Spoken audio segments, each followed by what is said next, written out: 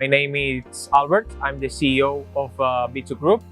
B2 Group is a technology-based startup focused in large format additive manufacturing technology. We develop 3D printed boats and molds and some industrial components for the marine industry. For us, the potential of customized processes for customized pieces and to reduce price is quite interesting for scaling a business. And for this reason, we have the conviction that this type of technology is the future for manufacturing.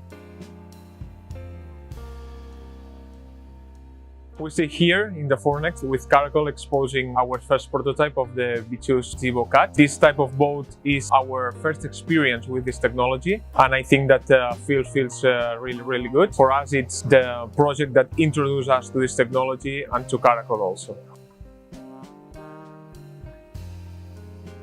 Large format additive manufacturing technology put us in a very good point in the market right now because scalability that we have with this technology, it's quite amazing. We say development, we have ongoing projects like developing molds, doing some customized furniture for some type of different client. And for us, this technology, it's the future that we need to work right now.